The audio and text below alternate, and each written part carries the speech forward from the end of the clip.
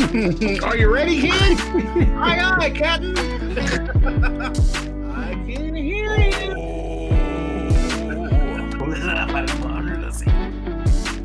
Definitely not SpongeBob SquarePants. Not today. Is this a comedy? I mean, maybe it is. Maybe it is. I sent him an emote in his chat. Yeah, I can do the bassy stuff. All right. Anyway, so welcome everyone. Welcome to Start Button Live, the show where we talk about games, things in the gaming industry, just nerd stuff, blurred stuff, dork, dweeb, whatever you want to call it. This is the place where it's a safe space for gamers and people within the gaming culture. Until Tone decides to have us start fighting about something random. Right. I just want to, take the time to introduce myself. I am Tony, also known as King Anarchy. Here with us tonight, we have Mr. Time Traveling and Hustle Simmons. Hey. We have the great Raijin. Oh, I got the great today. It's a nice day. I need like a motivational boost. Thank you. See, I got you, bro. And we got the magnanimous Loon over here. So I actually look forward to the conversations that we're going to have today, and I hope that you all are here. Number one, because you like being here, and number two, because you expect to have some fun with us. So we have a lot in store. I'm sure it's going to get nice and spicy. In the meantime, again, I bid you welcome and thank you for joining us today. Before we get started, there are a couple of things that I just kind of wanted to touch on. Not long ago, I got notification that one of my good friends from PlayStation, who I've gamed with for years, has passed away. So, it always sucks to hear when somebody or somebody who you've played with or who you've had some kind of conversation in any capacity and have gotten relatively close with is gone. But, I wish his family, healing, and I hope that, things work out really good for them. Not necessarily really good, but, that they get all of the support they need in this time of need. So the second thing I want to do, moving on to a happier note, is I would like to take a moment to acknowledge and wish our own team member, Mr. Hustle Simmons, a very happy birthday. Oh, thank you. Yesterday was his birthday. We're all older, but, all of these birthdays and things going forward, we should celebrate his milestones. Life is precious, life is important, so is health. Health is wealth. So if you've never heard me say this on this show before, I encourage being a gamer, but I also encourage staying healthy, because that is actually one of the things that makes the lifestyle enjoyable. Associate exercise, Your mic's cutting out a little bit. alleviate some of that stress. Physical and mental health are some of the biggest things that Your mic's doing weird stuff. Your mic was cutting a little bit. It was So that's like 10, 15 seconds. I apologize. Yes, yo. It's not showing me doing anything weird. Now you're good. Now you're good. Yeah, Just just you were adjust- rocking back and forth. Here, 1 second. Let me take off some of the things that we're on. So yes, with that being said, I wanted to say health is wealth. Now, enough of the boring stuff, if that's what you consider boring. Go outside and touch grass. Let's move into touch grass. Let's move into the good stuff for today. The first thing that I want to actually say is I have a question for you all. I always have a question for you all. The question that I have for today is, would you guys rather be stationary while you're playing your games, or would you like the freedom to be able to move around? Like, if you had to choose between sitting in a chair in front of a TV or a computer screen, or having something that you could take anywhere with you, how would you prefer to play your games? Stationary.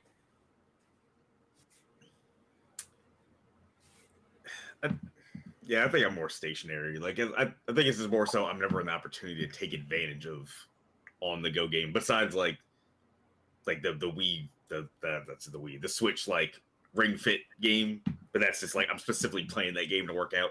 But most of the time, I'd rather just be sitting down. I need to get Ring Fit. I guess when you say stationary versus like on the go, like hypothetically, like are you talking like about like an in-home console, or are you talking more about like a Steam Deck?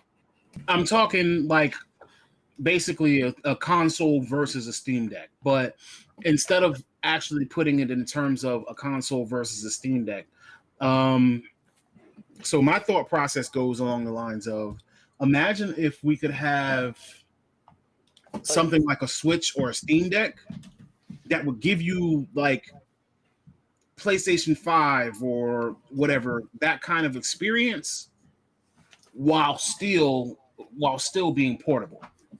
Right. I just wanted to make sure you weren't talking about like a VR game where you're in motion.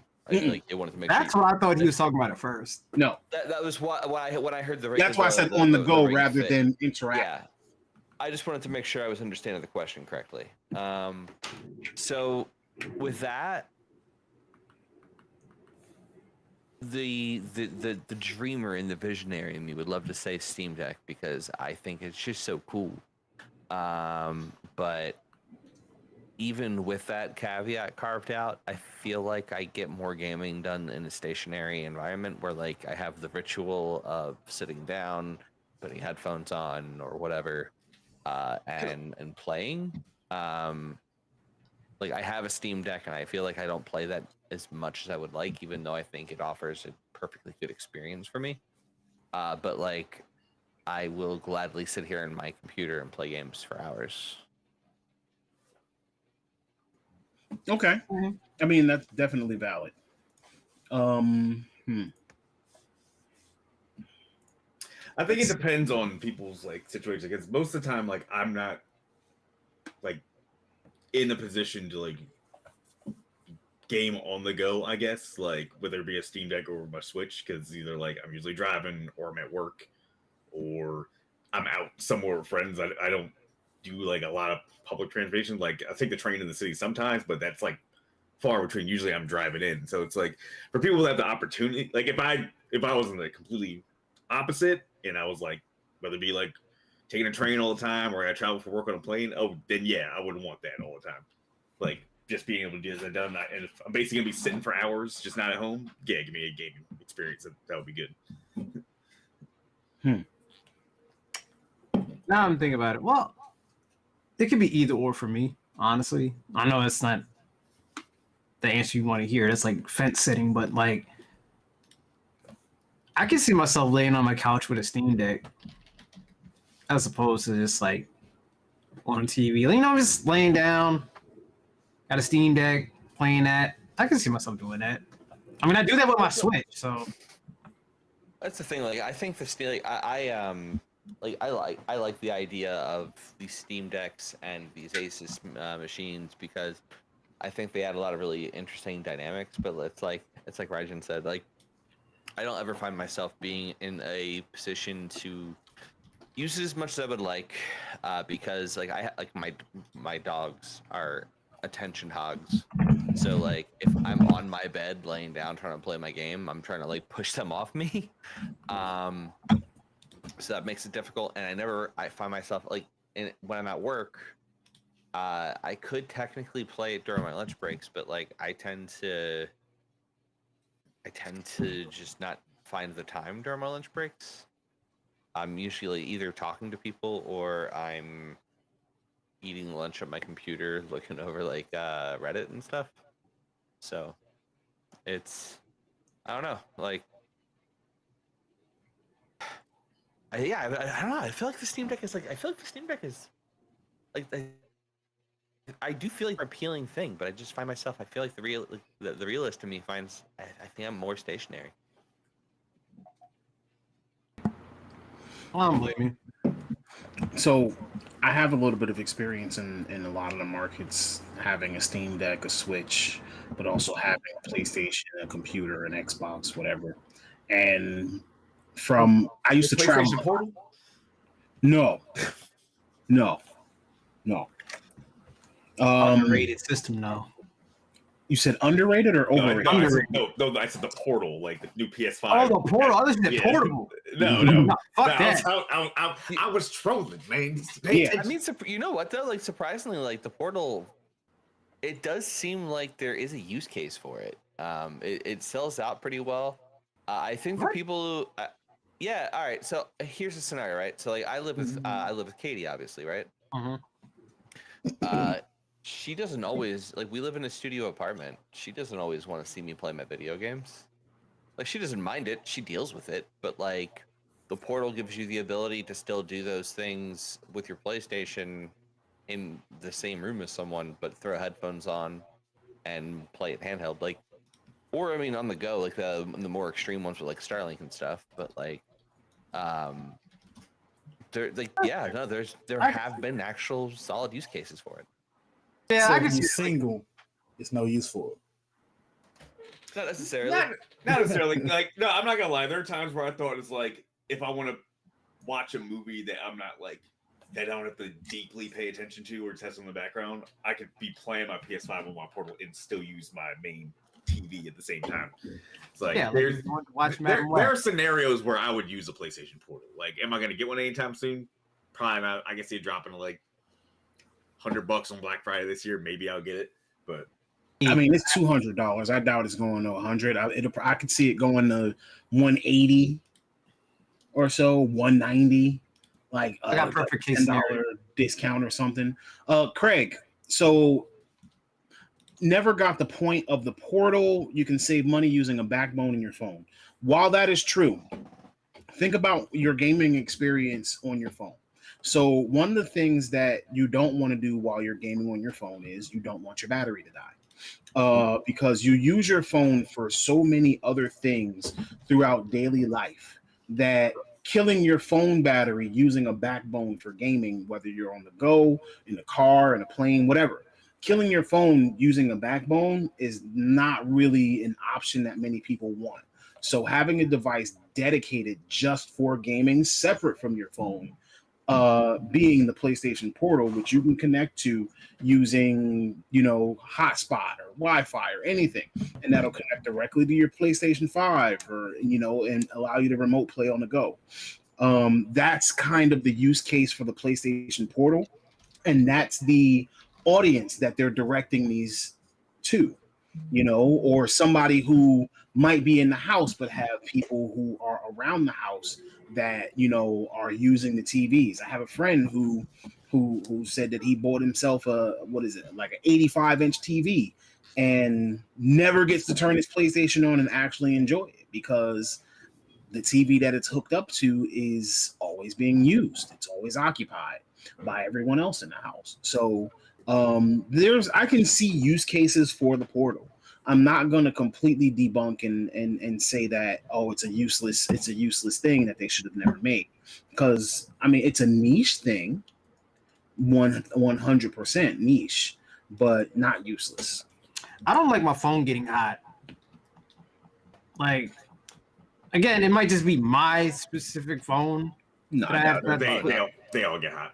I don't phones like heat up I don't like when you put the processors under heavy load, just like any other computer. Yeah, and I don't. It just doesn't like have feeling- cooling built in. Yeah, I don't like having a hot ass phone when I'm gaming on it. Yeah, Katie just got one of those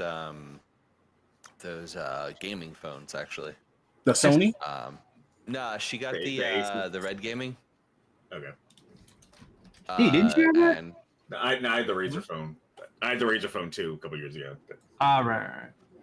yeah, she got the Red Gaming phone, and it's actually really good. Charged up real quick. Has real good battery life, and keeps pretty cool. It's something. How much is that? Red Magic? Yeah, Red Okay. Magic. I think it was like $550 or $650. That is not bad. Yeah, it was really good. And she's absolutely in love with it. It has a huge ass screen. And they got They the sell a bunch of peripherals for it. aesthetic on it. Damn it! Why would you send me this? I'll kind of up this phone. It's a good phone. I'm looking at the damn designs, and I'm like, That is a shit, sexy do I need ass to get this phone. I one? ain't gonna hold you. Yeah, I'm thinking about buying one myself and switching away from my phone. Honestly, I'm thinking, yeah, I want to switch away off of Samsung. I'm about to say you can't switch away from iPhone if you never came. So No, that will never happen.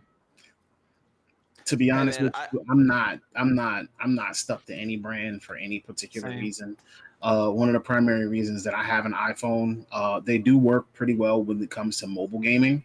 But one of the primary reasons that I have an iPhone was because when doing photography and videography, nothing beats being able to edit your stuff in Lightroom or Final Cut on a MacBook, and then just sending out a text and all of that data, all of that video, whatever can just go through without you having to bog down on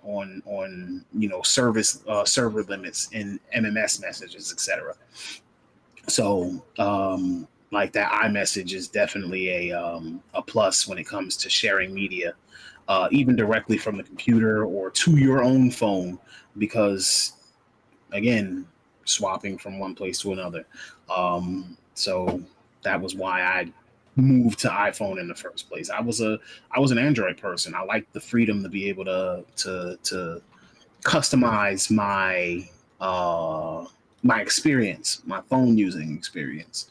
And I was highly against the iPhone for the longest time because it took away some of that customization on how I wanted to set up my stuff. I'm finding that iPhone is allowing me to do a little bit more, but I can't hide all my icons and put them so that I have a drop down menu. I can throw them all in a folder if I want, but it's not the same. Apple just did the. WhatsApp is good at sending media, but WhatsApp is also Facebook. Yeah. Sadly, Yeah, and that means that your data is not as secure as it would be through. Well, Some WhatsApp is still encrypted. What but is that? but Meta bought out WhatsApp is what he's saying. Oh yeah. Yeah, And- Zuckerberg claims the encryption didn't change. It's not even about the encryption. It's more about when things come up, how quickly they'll give up the information Yeah. Yeah, that's fair. without your permission, should I say.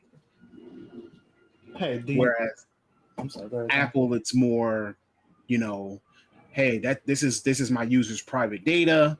We're obligated to not, submit this unless it is of dire emergency, blah, blah, blah. You know what I mean? So that's what I mean by your data, your stuff is not as secure. But I'd be interested to see if they've ever sold theirs to data brokers. Yes. Because those aren't outlawed yet. Yeah.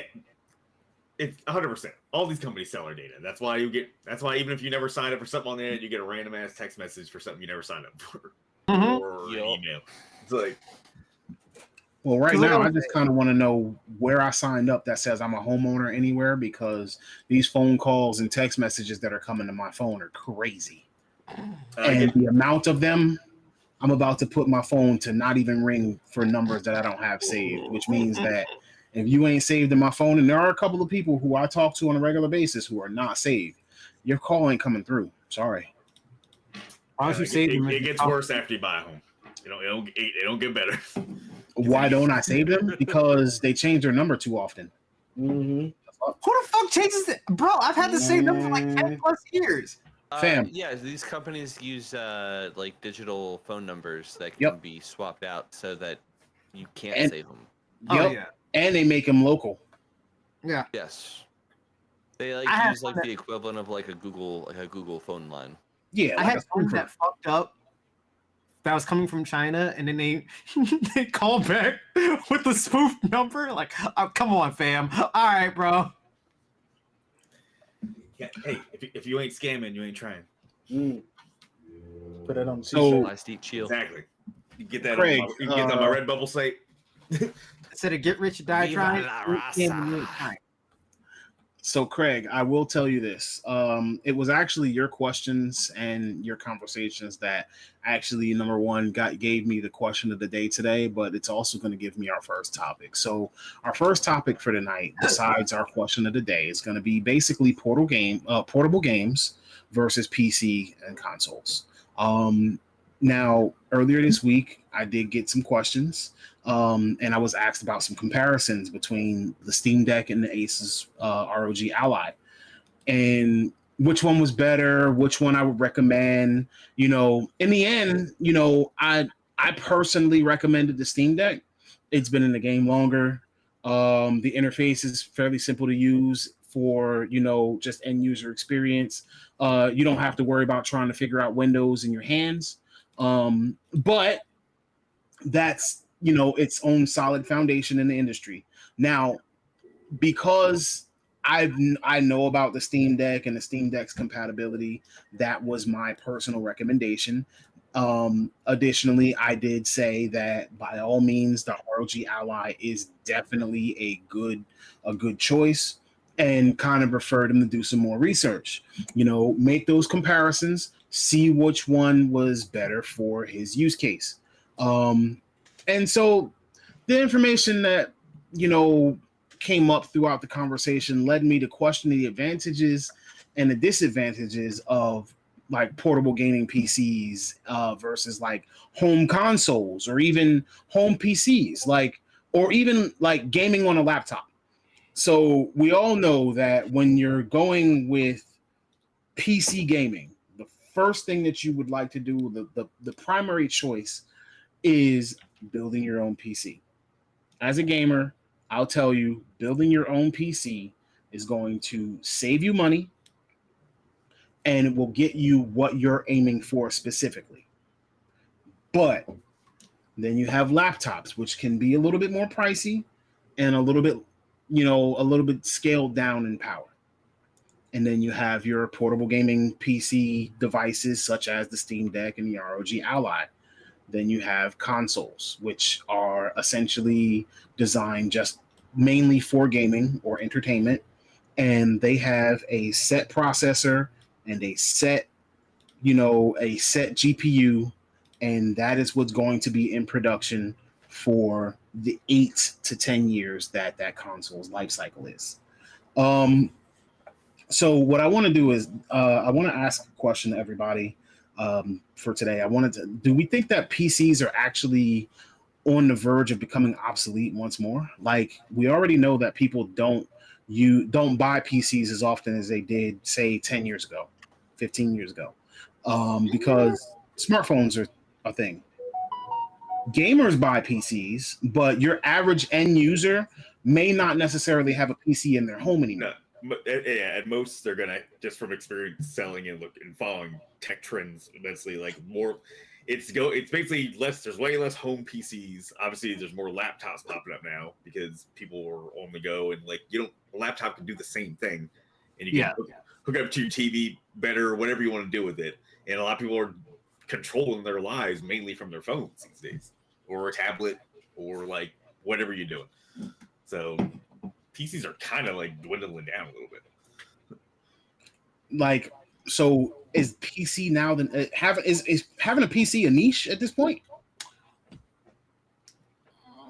I don't think it's hit niche status yet. I think it's on the way. But like it's still a pretty booming industry. I think not booming, but it's still, I would say it's in this weird space of it being niche while still being kind of the norm.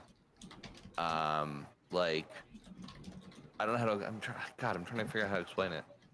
I think you're right. It's on the decline, but like, I just don't think it's past the threshold of being entirely niche.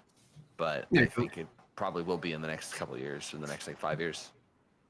Well, yeah, because I mean, you look at most studios and tech industry jobs, they still use desktop PCs for those. I mean my job uses Things that laptop. take heavy loads, like I'm probably switching over to a laptop soon. Yeah, that's the thing. Like, I definitely tradition of a family having a home PC is going the way of the That's dodo. dead. I think. I mean, That's even dead. creatives, like I would agree with Prime that, said, Josh. I could see his company giving out MacBooks for what they do. Okay, I got a question. Tom, could you do your job on a laptop? I would assume if Yeah. it's spec right, yeah. Oh, well, there you go. Yeah, I mean, I did all of college on I went through college on a laptop, and that was 3D modeling. Yeah, that's Yeah, what I I- wanted to know because I guess it would be on the Yeah. decline. Yeah, but I think with the decline for PCs, it's gonna take such a long time. I can see sales Yeah. starting to go down more, but I don't think the world's gonna be lacking PCs No. for Well, 20, all right, 30 Craig. years, maybe. PCs may not be going anywhere. The workplace will stay using Windows. Windows is not going That's anywhere. never going Yeah. to work. PCs could be going somewhere because, like I said, even with my own work, we now have laptops. So many companies transitioned to the work from home model that laptops came into, like, laptops were like a godsend for a lot of these companies at that point. You know what I'm saying? Imagine if during COVID everybody would have had to come in to work on some desktop. You know, like, you can get the same kind of work done. You still have access to Windows and all of the and the Windows and Microsoft suite of things. So, but like, I'm talking about like desktop PCs or towers or things like that, like where you can pack all the power and customize and build however you want. Like, I could see those being on the decline. Yeah. The family PC being a niche, yeah, I could definitely see that the family PC, it feels as though they're near non-existent at this point. Gaming PCs, yes, that means that most PCs that are being sold today are being directed towards gamers Oh yeah. or Yeah. creatives who need that massive amount of power Yeah. for video production and live streaming and things of that nature. So before a Or AI. hobbyist, right? Or hobbyists, yes. Technology buff. Like, to me, it feels like an actual desktop is a niche. Yeah, Yeah, like because, Or Yeah, almost there. because these days, well, the technology is finally properly caught up. Obviously, even all the best gaming laptops, that's gaming PC. But the main reason why PCs were so prevalent, even when laptops became a thing, is because laptops power wasn't there yet. It would overheat, battery issues, like shitty screens, like bad build quality. Like, those are like a lot of those early Dells, those early HPs. Unless you bought like an IBM or a Lenovo before, like a ThinkPad, like you weren't getting quality out of a laptop. Now, and you had to have a home PC. Now that the laptops are caught up, yeah, the regular home PC is gone. But yeah, obviously gaming PCs will. Yeah, go like, I feel like a until fam. we figure out. Yeah, like, I feel like the family PC has been replaced by the concept of like iPads and stuff now. Yeah. Yeah, like you're right.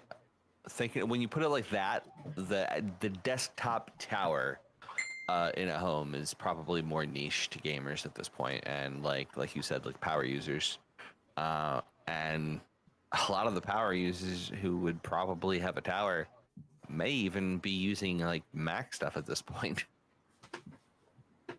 I got a What? question. So, would it be cheaper for a company to use a tower as opposed to a laptop? It depends what the use case is. Like Yeah.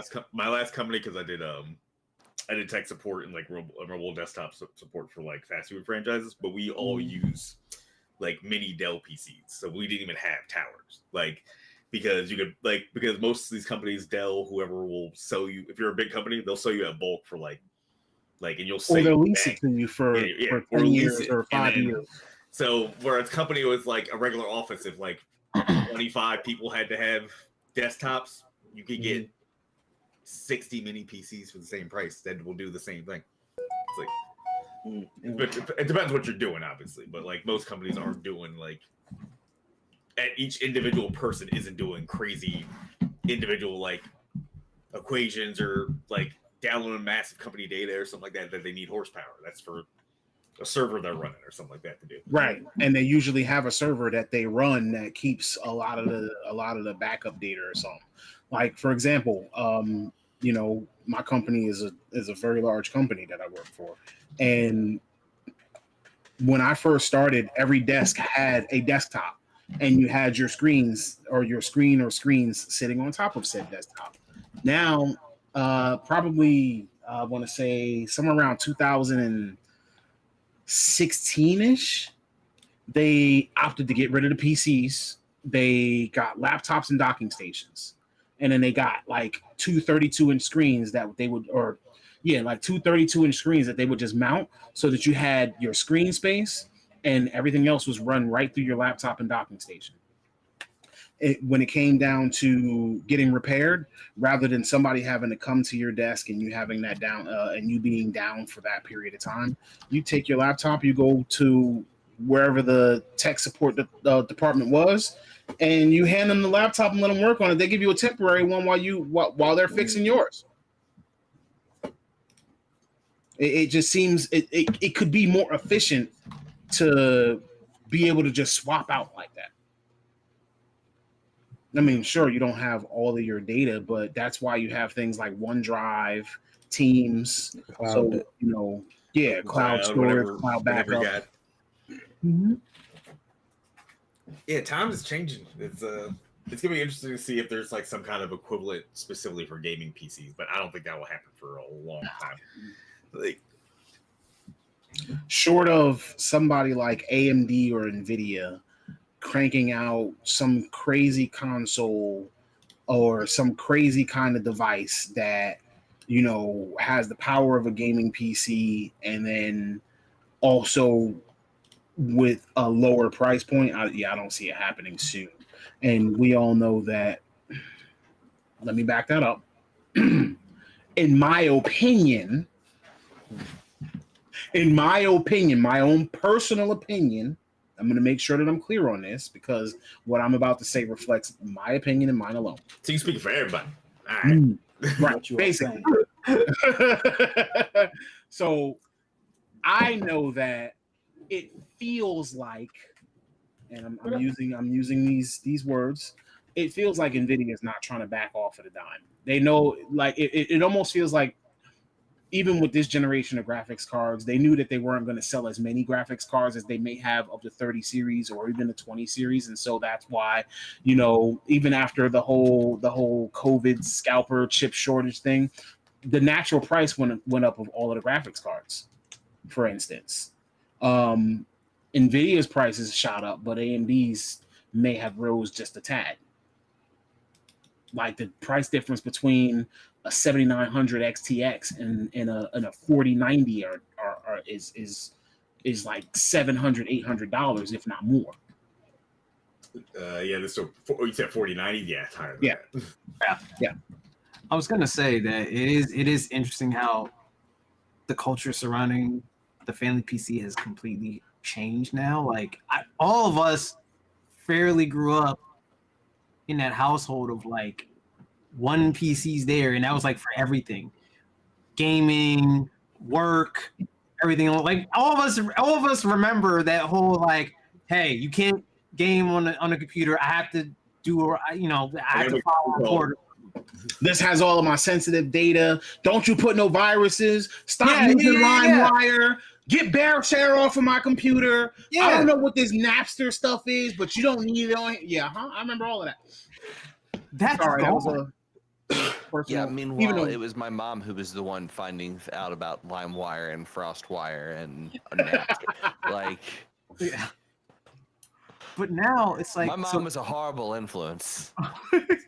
Man, once we got that DSL internet, I was like, oh my god, it's crazy. I can be on the internet and the phone doesn't stop. And the phone call don't stop. Yeah. We're kind of showing our age on that, yeah.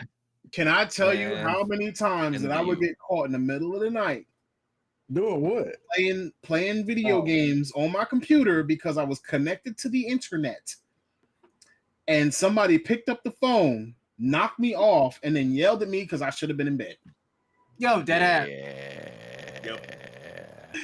But When we now, was young, I used to break day just gaming, MMOs and things like that. That's how it was back then. Final Fantasy VII was the thing that got me to do homework. wait, how? Well, my mom had a rule, and like she had to see my homework. I was not allowed to play Final Fantasy until my homework was done, and she had to see the homework. She had to watch me do it and make sure, like, because I wouldn't do it otherwise. But like, you better believe I got that shit done, and it was thorough. And then I woke up early before school just to get more Final Fantasy VII time in. Wow. Bro, having your parents watch you do homework is like the worst nerve-wracking shit in the world. Oh my god. Now, if Johnny got 4 apples, I mean, I wish you would have kept that energy up. I became a bad kid later on, but listen, man, skipping school. All right, so I found out that they didn't have her phone number at one point. Oh, Because she changed her phone number, and she didn't know they didn't have her phone number, and they certainly didn't. Well, they did know, but they didn't know. And so I wound up skipping school to go play D&D. And then I'd have my friend, because I had a friend who was older than me, and I would go to their house and I would play D&D with them during the day. Isn't this what the church people was warning us about? These people trying to infect our youth with demons, Corrupting our youth with Dungeons and Dragons. But it's man, like it's like exactly how those headlines were. Like that's the exact story. It's like, No, so like, I would have my friends go to school I would go to the bus stop. I would talk to my friends and be like, all right, listen, can you get my homework for me? And then I would go to my friend's place and I would play D&D all day. And then I'd go to the bus stop after school, get my homework, go home, and be like, yeah, Mom, I got my homework. I'm going to go do that now. And then I would go do my homework without being in class. And then, like, she gets a letter halfway through the year. Hey, you're going to fail this year. When did you stay home from school? see, you fucked up because you didn't do the race home to get there before the mailman got there, so you can take all the mail and hide the fucking letter that they sent to your house. I've done that. yep. I wound up having to do summer school and night school. That was wonderful. Yeah, that ain't fun. I am You so know sorry. my that biggest your gaming mistake got was, taken away. Well, my biggest mistake was when I was fucking up at school, was hiding from the parents. I intercepted the report cards, but my dumbass didn't throw them away. I kept them hidden in my book bag.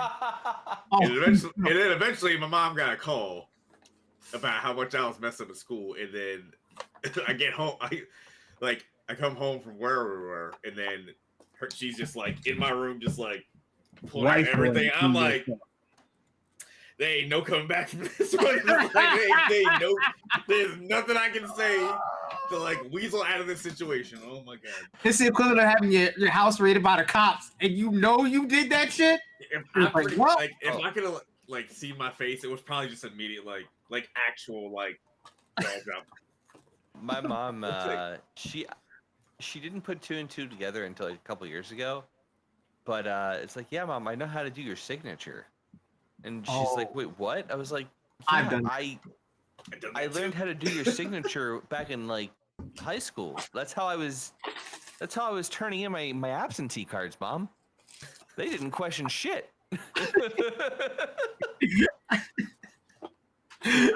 I did the same thing to learn my mom's signature. I could never. My dad has like had the craziest form of like chicken scratch I've ever seen in my life, and it was impossible to replicate how he wrote his signature. I was like, I gotta stick with Mom. She's consistent. She got the flow down. All right, for the checks. So If you ain't never forged your parents' signature on your report cards, anything like that, Don't you do don't this. know the struggle. Don't do that. Don't do this. is that even a thing No, anymore? absolutely don't. Is do that even a this. thing Do anymore? not do Absolutely this. not. No, it you is. see the report cards online now. Yeah, like everything's You're digital. You screwed can't no matter hide what. nothing. You It's can't fucking up school. like everything's digital. The email permission slips, your report cards, Yup. like everything straight from your teacher, And right the to you. parents get weekly progress reports right through those school apps. Yeah. Mm-hmm. Mm-hmm. When report card time comes, they go do right on the website, pull up your fucking grades, and you know whether or not it's execution time. Yeah, Pops, I know. you seem like the person who used to do something like that all the time. You also seem like the person who wouldn't get in trouble for it. No, he would. I'm just kidding. He definitely I'm did. just kidding. I'm going to be honest with you. I actually, I was in the 4th grade, and I'm going to let you know, I'm left-handed. Okay, so my writing is unique, and my mom's is definitely, her signature was definitely beyond my scope when I was in the 4th grade. But believe you me, I forged them from one time or two. And the teacher knew instantly. So she called her. And needless to say that, you know, I was in a world of trouble. I don't want to detail what kind of trouble I got into because, you know, this ain't the 90s no more, but just I was in a world of trouble. Man, yo, people, I think our audience will understand this, but man, a lot of people will not understand. I'll never forget the time I was like, "You're abusive." You tell your mama that? Oh yes, I did. Whoa. No, different culture. Oh. Different This is culture. different culture, different time, different place. However, however, Calm down, I Jamal. was like, "Mom, you're abusive," because she grounded me or something, and she just looked at me, and I'll never forget. She was like, "Oh, you want to see abusive?" Oh. Oh no, she turned into a black mom at that point. I was gonna say you hear that Kill Bill, Kill Bill music when Beatrix saw another one. That's Yo, all. listen, man. You know, there's a Twitter thing going out there. It's like you know you're old if you know this. It was like it wound up being "Get Your Ass Home." Oh, get your ass in the house before I oh, beat your yeah. fucking ass. Yeah, like the giant Yeah. Put your acronym. ass in the house Yep. before the streetlights come on. Before I the beat your ass or rules of, something like that. You have to be within whistle distance. Ooh. Yeah. Our So streetlights. yeah, well, I had streetlights, but the backup was if you the warning call was the whistle. So like if the streetlights came on, you didn't get home pretty quick. The next step to that was the whistle, and if you didn't get home within a few minutes of the whistle, you were not going to have a good night. You were We not didn't have sleeping. Yeah, so she's like, "Oh, you want to see abusive?" And friends, that will stick with me for the rest of my life. She turned into a black mom, and immediately at that time, the moment you said you're abusive, it's just, oh, you want to see abusive? I was like, Sir. oh, that's definitely a Yeah, black sir. mom. You got I'm Shaggy gonna Bean be, with I'm the. gonna Are be you completely challenging? honest. The story that sticks with me for the rest of my life did not happen to me. It happened to APOC. Oh no. I am so sorry, APOC. I'm not going to tell the whole story. I'm just going to give the basics. I'm like 4 years older than he is. And so when I was in like the 8th grade, he was in like the 4th grade. Something like that. So one day, because we both knew to come straight home after school, I had the keys to the house. One day I come home and he's not there before me. He gets out of school 20 minutes before me. His school is around the corner on Clinton Ave. And it's like literally like 4 blocks and around the corner. Like it's not far. It takes 15 minutes tops walking slow with people to get home. So one day I get home, he's not there. So I had to make a call. Hey, my brother's not here. You snitch. I had to because, you know, 4 o'clock rolls around, he's not here. 5 o'clock rolls around, my grandmother comes home, he's not here. 6 o'clock rolls around, he's not here. Mm. And he's 4? How old is he? He's in the 4th grade, so So he's like, about 9, 10 years 9, old. 10. Yeah. Oh, Yeah. well, yeah. And so then I start going out to look for him. Now we don't live in the nicest of areas. To say the we're least. talking about. So, anything can be the case. So, yeah, 6 o'clock rolls around. He's not here. I start going out looking for him anywhere that I think that he might be. I start walking up and down the blocks, like the next block and the next block over. I can't find him. Everywhere between here and school that I think he could have gone to, I cannot find him. He's not here. 8 o'clock rolls around. He's not here. No, what? He's not here. It's to a point where now my mother has to be called. My mother had moved away like a city that was like 45 minutes away. Uh-oh. Oh, Like Lord. she moved up to Essex County, and she was in like Orange, so that's like half hour to 45 minutes away. Oh no. Needless to say, 9 o'clock, he's not here. So somewhere around, now I've been gone looking for him twice. So somewhere around maybe I'd probably say like 9:15, 9:30-ish. He just comes a strolling down the driveway, like he was he just got out of school.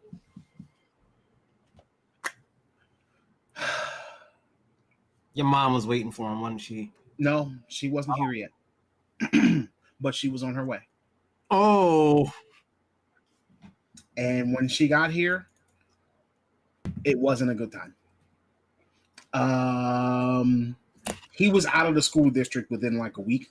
Oh. Yeah. Because he went to a friend's house and he was playing video games and chilling till 9 p.m. 9-something p.m. His friend's mom wasn't like, is your mom okay with this? Let me call her up. No, nothing. We weren't even like, my mom was always busy. She was always working. So we weren't allowed to do stuff like this. Never bothered to call, like, let me call your mother to see if it's okay for you to be over this late. Oh, so that's some suburban shit. Never done that. Yo, no fucking way. Ain't no way. There's no way. Your mom. So your mom, if your friend was over to like almost 10 o'clock, wouldn't be like, "Hey, yo, I don't think you're supposed to be over here." My friends ain't staying over past 8. We finding somebody. You out of the house. I got Nick at Night to watch. Go home. Yo, I was just thinking about that the other day. But How I miss the simpler, like Nick at Night, being a kid, chilling in bed, watching Toonami. Oh, you said Nick at Night. I started thinking Mary Tyler Moore. I'm about to say. Oh, I'm thinking Nick at Night too. I love Nick at Night was fucking dope. Mary Tyler Moore, fucking Dick Van Dyke. Depending on when you watch it, but Welcome Back, Kotter. I Love Lucy. I love that. Same. Yo, I Love Lucy was the shit, but Welcome Back, Kotter was my jam. That was too. That's John Travolta in his young days too. Yeah, buddy. Fucking up your nose with a rubber hose. Hey, Mr. Carter! Mr. Carter! Porky Minnie. Oh, yeah, it was good. Robin Williams. Classic. Jesus. What was it? Oh, God. It's like the two best friends, and the one guy was like, the guy was like Romanian or some shit, and he was like really kooky and shit. Oh, Balky and... Yeah, what was that show called? I believe it was called Bulky. No, I what? don't think so. It was like because Family Matters is a spin-off of that show. Family Matters is a spin-off of that show because the mom... Is it? Oh, the yeah, mom, that's right. Yeah, the mom worked on that. Yo, you know what's... Perfect Strangers. Perfect Strangers, that's it. You know what's crazy is that there was almost like cinematic universes with with sitcoms back in the day. No one Yeah. understood. They were because the Jeffersons was a spinoff too. It's like Yeah, it was 227. yep. 227 was like. Do you know how many spinoffs came off from Happy Days alone? Cosby Show, yeah. different Cosby Show, different world. Yeah, like whole. Do you not Astro- understand why when WandaVision came out, it was genius? Yeah, Like going through all the sitcom eras for like Yes. each intro. And yeah. so many people ragged on WandaVision because they're like, well, what's this? I don't understand. Why is it doing through this? And I'm like, bro, Yeah, all well, of these sitcoms are spin-offs of each other and literally all dealing with her life and different phases of television history. we understood. And it that. literally immersed me even more. We understood that because that's literally our experience growing up as kids, seeing different reruns from different eras And because we're nerds. of those things. Like, Yeah, it's incredibly common for shows to get. It's always been incredibly common, I think, for shows to get spinoffs. Like, I wouldn't be shocked if you went back pretty far and you just kept seeing like spinoff after spinoff. I mean, Law and Order is literally its own cinematic universe. How many spinoffs are there? It makes its own spin-offs at this point. Like, Yeah. NCIS is another one. Yep, NCIS. But no one ever Uh, thinks of those in terms of like a cinematic universe. Like, yeah, those are literally cinematic universes if you really put it together. A connected world where sometimes it's crossovers. It's a cinematic universe. We've had them for at least like 30 years, 40 years. 50, 60 plus years. Yeah. At least 30, I think- 40. I think cinematic. I think universes are. I like universes as a concept. Like the Yakuza franchise now is basically its own little enclosed universe because you have like the Judgment series. You've got the I forgot. the mainline like a Dragon series, and then you have the Machine and shit like that. yeah, like the Ryu side games now at this point. Yeah. So I mean, technically, Assassin's Creed is kind of the same way. yeah, Assassin's gonna Creed. say, Assassin's Creed is Assassin's definitely is a universe at this point. Yeah. Mm-hmm. Assassin's Creed. Creed became a universe by the time. We're not at that topic yet, Loon. Actually, we are. Oh, never mind. Oh, we here. Congratulations. You made it, It was a everybody. beautiful transition. Great. Made it. Assassin's Creed became a universe in like by the time 3 came out, it was already a universe because 1 was, you know, in the Middle East, and then 2 brought it to Italy, and then you had Revelations, and you had what was the other one? Brotherhood. That's the trilogy. Brotherhood. The two Brotherhood, Revelations, and obviously 2. So by then you had 4 games in 2 different places, right? But the overarching entire theme of it all was that those, those characters in said universe were all being like filtered through one character and one person's experience. Desmond. Yeah. Good old Desmond. Yeah, I Well, think where it Desmond. officially became a universe, like for me, I would say it officially became a universe once Desmond was gone. Yeah. I was gonna because- say 3 going into Black Flag. Yeah, because like Long live after Desmond. Desmond's gone, it goes from being like one story, like one, because like they had a plan for up until like Revelations. They had like a plan they wanted to follow through on. After that plan was gone and they were starting new stuff, that's where the universe picks up for me. And I think that's where we're at now. I really Yep. want to know what that plan was. I mean, they were just like Eric can correct me if I'm wrong here, but I think the original plan was they were trying to end the franchise with the Y2K stuff, if I recall properly. 2012. Yeah, 2012. Yeah, the Mayan calendar or whatever. Yeah, like I think the original plan was to make it a trilogy, but then the story for Ezio got so big that became a trilogy in its fucking self. And then they I think everyone would find 3 ended the series for like a while because like I said, Desmond passed away. You think you stopped Abstergo, everything like that. Boom, done. And then we had Black Flag come out, and it's like, oh shit! And then that expands on even more of the overarching universe, and then that's what it became. Like you said, that's when it became like An actual whole thing. universe. But when Desmond died, we didn't. I don't know. I guess you have to be really into it. But Juno wasn't dead. Juno wasn't dead. So I mean, that's neither here nor have there, I died. guess. Juno didn't die. because you're right. It's neither here nor there because since Origins, what have they done with the overworld? bigger and bigger and bigger. No, not that overworld. I'm talking about The the like, real world. You Oh, see what I'm right. saying? Like there was no mention of it there wasn't much mention of it in Odyssey.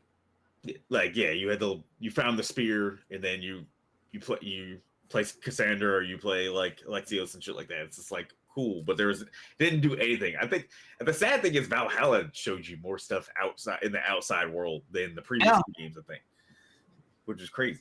And by the time you get there, the outside world is so immersion breaking that it's like, why is this here? Mhm. You know, once Desmond died, I feel like the story, like to me, it lost its credence because the whole point of Assassin's Creed was Desmond being the Last the assassin, hero, technically. and he's the last assassin, and now he's going into this machine and like getting the experience of all of his ancestors so that he can utilize these skills to finally take down the entire Templar organization. That was how I understood it.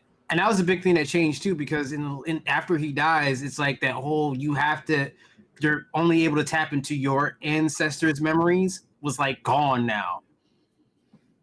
Yeah, they There's took no- it. Well, they say it a little bit and saying, oh, they took his mind and they figured out how to like use his DNA code to allow other people to pilot memories and the animus and stuff like that. Yeah, but the problem is like, what's the point? You don't have that connectivity. Yeah. The problem with going with what he's talking about is like they stopped caring. They made it stop caring about the real world, even though they set up all these breadcrumbs for the storyline, which goes nowhere to see the Templars in modern day get taken down. Like that just became a complete afterthought after a while. And they just started like, well, how much shit can we put in these games to make it more interesting and not have people complaining saying it's repetitive and shit. Let's make it an RPG. Let's give us side quests and all that. So, speaking of which, all right, let's get into some details about Assassin's Creed Red. Right now, Assassin's Creed Red is codenamed Assassin's Creed Red, of course. But the one thing I will say is this: Assassin's Creed Red is actually the code name for the next Assassin's Creed game that's coming out. So it's been, we all know that Assassin's Creed has been making games for years, and we all know what to expect from Assassin's Creed games. They're huge games that take tons of time to complete, vast worlds, many side quests, and tons of tasks. Ever since Black Flag, and even come to like games like Assassin's Creed Origins, we have come to expect that there will be some kind of boat sailing with sea shanties. At this point, if Assassin's Creed does not have sea shanties, it is trash. But that's neither here nor there, because I believe the last one did not have that. It did not have that experience. They actually trimmed the world down quite a bit. Anyway, recently it was announced that Assassin's Creed Red will be the first Assassin's Creed game to be placed in the setting of Japan and will feature Yasuke, the Black Samurai, as its protagonist. And if I'm wrong on this, anyone can feel free to correct me, but I believe Yasuke was supposed to be the main protagonist of the latest Assassin's Creed. Am I right? Wait, what? One of two. One of two. There you go. Yeah. Pardon me. So anyway, the trailer was recently released, and we all know what we expect out of an Assassin's Creed trailer. As a matter of fact, Assassin's Creed 2, was it 2? Somewhere between 2 and Revelations or Brotherhood or whichever. All of them Yeah. trailers was amazing. All of the trailers were amazing, but I was actually going to say they actually put out an actual DVD that was like a cinematic, almost movie style. They did put out a movie though. Huh? They did put out not counting the buns ass live action movie. There is a movie with Ezio. Yeah, He's that's like what I'm talking about. I have it somewhere up here. That one's good. Yes. Yeah. Live action. Yeah. Embers. Yeah, Embers. Yeah, I remember how that one ended. I keep forgetting the live action one was a thing. I was like, oh yeah, there was an Assassin's Creed movie. Yeah, Michael Fassbender's in it, and they wasted him for it. I think Ben Kingsley too. Wasted. Ben Kingsley too, I think, was in that movie. I'm like, damn. There's a lot of really good always movies. got like this shitty ass movie. The Prince of Persia movie. Jake Gyllenhaal, yeah. Yeah. Unfortunately. I forgot that was a thing too. Was that not good? No. That was not I good. didn't watch it. I don't tend to watch many atrocious. video game movies. The wig. As a matter of fact, I watched Mario movie. The Good. old one and Oh, the old one. Also good. the Stand by. Mortal Kombat movies I watched, Yeah. but like, the Street Fighter movie I watched. Amazing. But when it Raul comes to Julia. stuff like I have to watch for Raul Julia. I watched the first Resident Evil, but I didn't watch anything after the first one. The first one is good. I will stand by that. The first This Resident one's Evil. good until we got stupid, weird, like Alice, magical, yeah. fake tyrant, like live zombie. Like, what are we doing? And then she gets cloned, so now there's a bunch of superhuman Alice clones, and it's like, and then you find out that she's actually the clone of an old woman, and it's like, what are we doing here with the story now? Why? Money. And then they try to reboot it, and that sucked too. Yeah. That was a So thing. one thing I will say is that they did like for me, Resident Evil the movie and the whole movie series would have been better had they not tried to tie it in the actual game. Yeah, and not give Alice psychic power and clone. That was wild. I've said Yeah, this. they for years. I mean they plot armored her. I've you know. going with what you said. I've said this for years. Hustle and Time can attest. If they just called the movies Biohazard and had no link, just use the original Japanese name and have no link to the characters, do whatever the fuck you want, it would have been better received. Yeah, Like you slap that Resident Evil label on there, people are expecting shit from it. expectation. Oh, you mean like Monster Hunter? Oh my God. Yeah, I didn't watch What? it. It's Holy crap, that it's is just a movie. It's just Capcom. Capcom. unless they want to come to my door, kick my door down. Like you keep talking this shit for years. Fine, write a Mega Man movie. Okay, cool. Like I got you. It's like Yeah, you know who directed? I Paul W. genuinely forgot that movie came out. It's going to be directed by Paul W.S. Anderson. the thing about Monster Hunter, which pissed me off, is they really actually put a lot of work into like the CG for how the monsters looked and how the weapons looked. I was like, I hate y'all did all this work and had nothing to spare to make the other parts of this movie fucking good. Well, you know what? You know what? Oh, you mean know what like breaks my Soldiers and heart? Guns? Wait, go ahead, Time. You know what breaks my heart? Hmm. Somewhere in an art studio, there was a team of people who were sitting there like, we are making the dopest shit. I can't wait to see this in the movie. I can't wait to see our stuff on the big screen. This is going to be so good. And then because they don't see it until the premiere. So then they go to the premiere and they sit down. They got their popcorn. They got their alcohol, whatever they fucking have. And they're sitting there and they're watching. And they're just like, What the fuck? What? You just bounce so you don't gotta see your name in the credits pop up and let me the fuck I out. was like, yeah, I don't even want to see that. No. What movies you work on? We ain't talking about it. I have worked on nothing. I have no credits. I didn't do that. That's I You know don't who I feel I bad don't want for? credit for this. The people who worked on Dragon Ball Evolution. Ooh. Oh Lord. I got a See, question. Sorry, bro. I have a question. Ooh, Which one is worse? Dragon Ball Evolution. Oh, wait, whoa, hold on. I feel hold worse on, for the hold Dragon Ball on, Evolution hold on. cast. Whoa. Avatar? Dragon Ball. Wait, we talking about live action adaptation movies? No, No, he's we talking about talking The Last about- Airbender by M. Night The one Shyamalan. that we don't talk about. Yeah, the one we don't talk about, the one by M. Night Shyamalan. Monster Hunter, Mm. Avatar, or Dragon Ball? Dragon Ball. No, I'm talking Dragon Ball. Dragon Ball Dragon is the Ball worst by thing. far. I Ever was been I can't created. talk shit. I haven't seen any of them. gonna add in Aeon Flux, but y'all probably didn't watch that anyway. I did. I did. Wait, so you watched the That's the Charlie one I Theron? watched. animated Yeah, series? the Charlie Theron one, stupid ass Yeah. one. Aeon Flux was probably the best of the 3 or Mhm. 4. I haven't seen What? any of the other ones, so I can't say. Is Oh, it better than before? Dragon Ball? Is it better than Avatar? It was at least a watchable movie. I So like you're Aeon Flux telling me myself. Flux was worse than Dragon Ball? If you watch the animated series, yes. Here You're you not go. talking about the animated series. You talking about a movie? We're talking about as a movie. No. You're not about to backpedal out of this. We're talking adaptations because it I'm is an talking- No, I'm animated. talking as a Right. movie, movie. as a adaptation. Dragon Ball Evolution is by far The worst. the worst of all of them. So here's what I'll tell you, Mike. Okay, I haven't seen Dragon Ball Evolution. Okay, I'm I going back.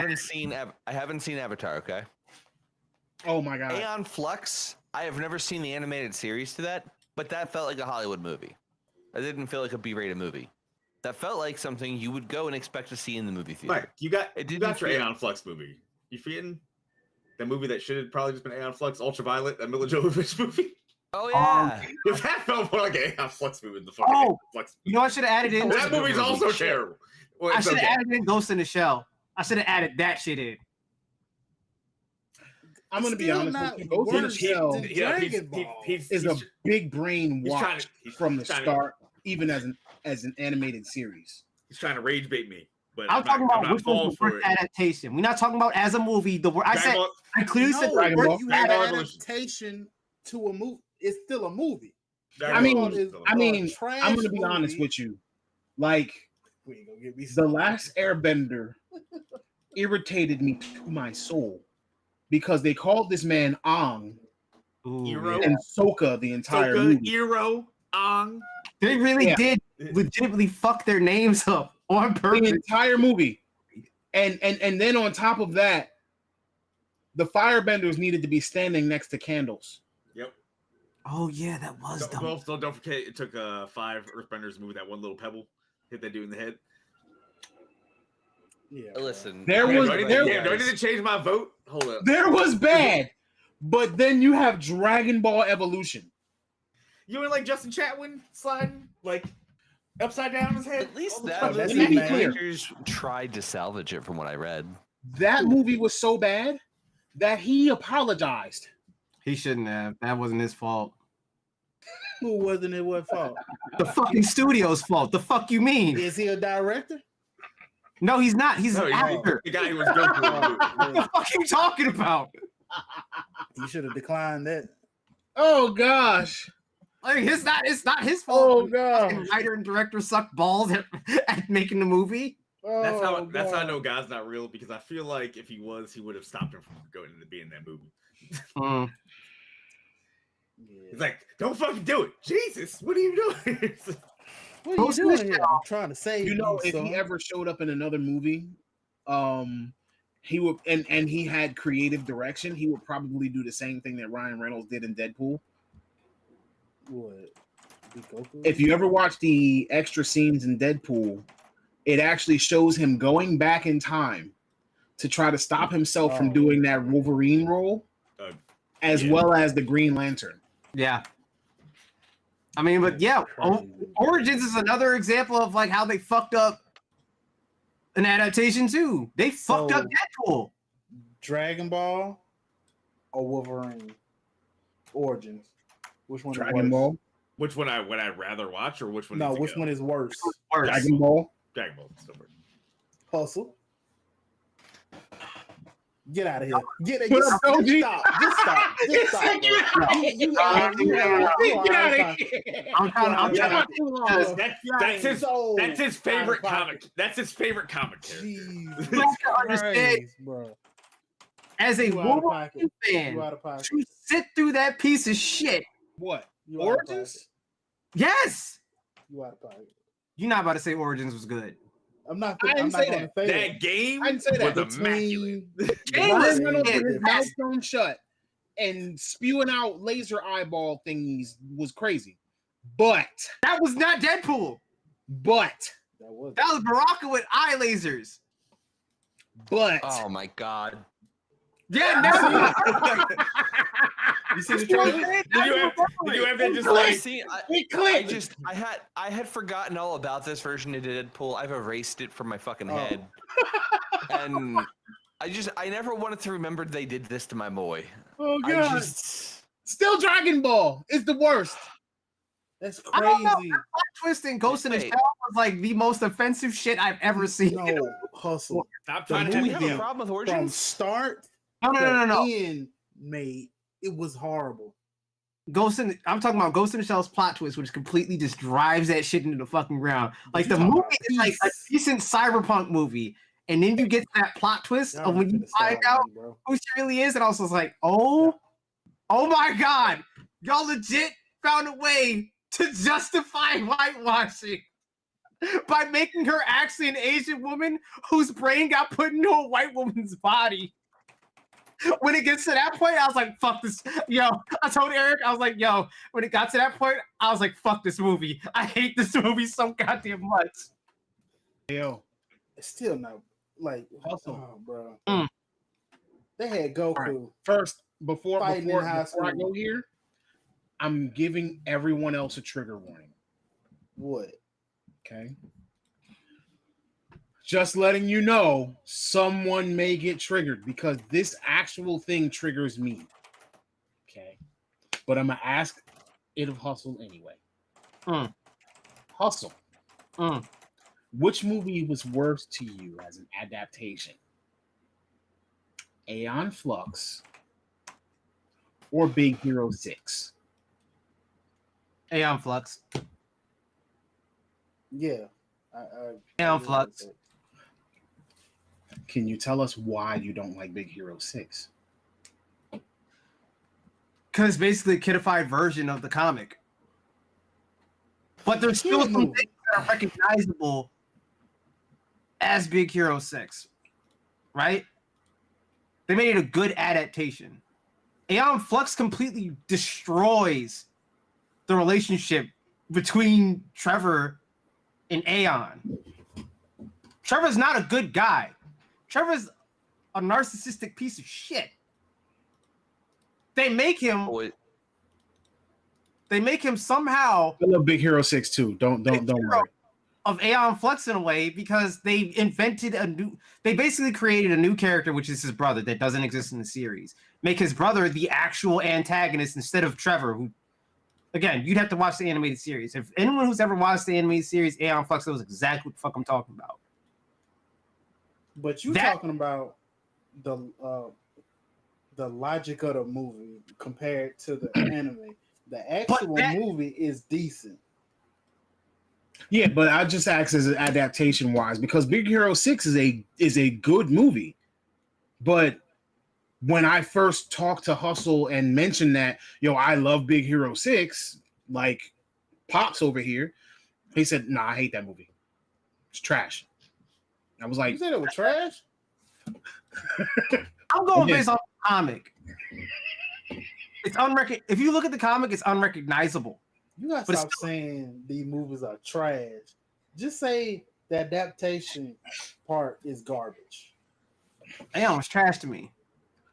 no, well, I'm It's talking about decent. What is your trash movie? What is below Aeon? What is your movie? If we're looking at adaptation, Adaptation wise. adaptation plus good movie, you have the Marvel movies as a good example of like a good adaptation. You have the actual Ryan Reynolds Deadpool movies as a good adaptation and good movie. Ninja Turtles, the The first movie, second movie, third movie. Are we talking about like Turtles in Time and like all the old Ninja Turtle stuff? I'm talking about the movies. We're talking about the Ninja Turtle movies, right? Yeah, like Secret of the Ooze and Secret of the Ooze. oh, Still, all right. So you 1989. talking like Turtles, Ninja okay. Turtle. All right, cool. The reboot I thought was good. The first reboot I thought was good. And I thought the sequel was even better because they had Bebop and Rocksteady, and that's like super close to the comic too. So, real quick, sorry to take us back to the Assassin's Creed for a second. I mean, that's what we're supposed to do anyway. Yeah, but I just read a rumor that apparently. So, real quick, has anyone seen the pricing structure and stuff for this Assassin's Creed yet? Are they still? They're No. still doing. Can you I tell have to us? still doing Is the it gold, is it silver, similar to Yes. Star Wars Outlaws? Yes. silver, Please tell gold? us. So it's gonna have the different tiers again. It's $70 for the base game. Okay. And then it's $130 for the actual game, essentially. It's $130. What do you mean by that? Essentially. Well, so it's $70 for the base game. It's $130 to get the edition that comes with all the DLC that they're gonna have for it. You get 3-day early access. Hold on. And it has a bonus. It has a bonus mission on day one, Wait, only accessible by way of. Yeah, it's a bonus mission. Where's the soundboard? hold on. Oh, So hold wait. on. What do you want? What do you want? $70 for the Crack. base game, Yeah, I was Crack. gonna and say, $60 for the additional stuff. I'm slacking today. I'm sorry. Just say 130 for the actual game. No, Yeah, basically. Yeah. Yeah. So it's That's- $70 for yeah. the base game Yep. and 60. Extra dollars for the DLCs, the extra mission. Yep. Hey, look, man. I played Brotherhood and everything. I'm good on Assassin's Creed. What bro. the fuck happened to like I'm good, bro. the $80 digital deluxe, where it came with all that shit? In like the highest tier was How just about when we maxed out at $100 for like super ultra deluxe editions with downloadable music and art and all that extra bells and whistles that nobody needs. Oh wait, download the digital It's just soundtrack. extra, How about I people forgot. physical copy? it's Ubisoft. Ubisoft broke. Yeah, my shit's broken. I can't. Hey, what's up, Blakey? damn French. Welcome to the party, Yeah, man. So they're doing that. Don't make me call out your whole name, bro. Not only do you tune in, which we appreciate, but you gonna comment in this chat like you ain't supposed to be up here talking with us tonight. Blicky Tracy Johnson. Wait, did Blicky join the chat? No, he He's did in not. the chat over there. He's not here where he said he would be. He's over That's there. just like if you worked at McDonald's and you called out and still drove through And the then came drive-thru to to eat. come get some eat. I'm not gonna lie, I've done that at my job before. What's up, Yeah, player? Y'all work When I hard. retail call out showed up, like, Eric, you called out. It's like, yeah, my shift's over. Oh gosh. It's like, yeah, my scheduled time's over. Who cares? I mean, Wow. I'm feeling fit me better. like that. If I was scheduled from 7:30, 8 to 3, I Come show on, up at 5, it don't matter. Hey, Loon, get your cousin, bro. I see that. Get your cousin. Wait, are you? Something wrong with it. I don't like how Time's shaking his head. That means something bad's happening. No, nothing bad happening right now outside of I'm just gonna shit on AEW once we're done today because Oh, you got to shit on Ubisoft. Yeah, it's Ubisoft shit. No. Yeah, it's Ubisoft. Nah. shit. I'm kidding. No, so as far as Ubisoft goes, yeah. Oh, I'm sorry, I left out something. Oh God. You didn't tell us the top tier. Bottom tier, that's crazy. It is always online. Why? Is it multiplayer? No. Are they giving us one of those again? You know, like Unity. No, no, Did they it's say it's it a single wasn't? player game that you have to always be online for. Oh yeah, because of the they said something about they bring No, out a it's new, bullshit, and it's fucking face, garbage. UI. Something about Yeah, it's bullshit. connecting all their games together like Call of Duty. All right, let me. All right, hey, come here. Hey, Hey, I'm over here, right here. Look at me. Look at me. All right. So Loon. No, never mind. Time. Being in this world, on the other side of the pen, on the other side of the development cycle. Let me ask you a good question. Because this is a question that has kind of plagued me just a tad. No. We're gonna come in a little bit more. Right here. There we go. Perfect. So being on this side of the development cycle, we only get to see the news. We only get to see the things that they tell us. So on the other side of the world, I just need to ask, how important, how imperative is it that you have always online in these games? Is there some kind of data collection on how we play, what we do in the games? Is there something that they're getting from having us always online on their servers and networks? Because if a game is always online and it's a single player experience, that means that once they choose, number one, they're using server bandwidth, which is an unnecessary cost. If only you knew how. Yeah. What I would say is, I don't know what every game does. I can only speak to the stuff I've worked on. I can only speak to my assumptions based on that.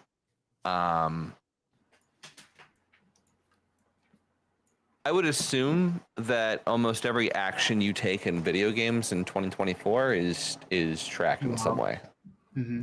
And like I mean just about every action, not all actions, mind you. Like it would depend on how much data they want to store, but like, so like an example would be they may have telemetry calls for missions being completed, and in that bundle of data for the mission being completed, it might have what time you started the mission, what time you ended the mission, and so that they can get data around like how quickly people are completing the missions. They might track what level you are. They might track if there was like side objectives, if you completed those. They may have telemetry calls for when you complete sub objectives, and just fire off individual telemetry messages for the sub objectives. They'll have telemetry messages for when you kill the enemies, and like that information will contain stuff like where you did it, what you used to do it, how much damage you dealt, and all that stuff. And they will use that information to try and like figure out if they need to make tweaks to the game. They might use that data to monitor and try and find bugs that they may have missed in the quality stages, because like in quality, like there's a mantra of we can't test everything. And it's true. We can't test everything. Like in some of these things, you're looking at combinations of millions of different combinations for handling things. So like our job as QA at that point is to basically try and figure out what the highest priority things are. So like what the most likely scenarios are going to be, and to test the most likely scenarios and try and identify like the most egregious edge cases and test those. But like there's going to be like a smorgasbord of potential issues in these games across there. They can use data to monitor for that stuff to try and find those kinds of like low level fixes. So, yeah, there's a lot of data. So they're probably monitoring your data. I don't even think they would sell your data necessarily. I think like they use a lot of that data for like if design is working on a new idea for something, they can go to the data team and be like, hey, do you have analytics around times we did these things?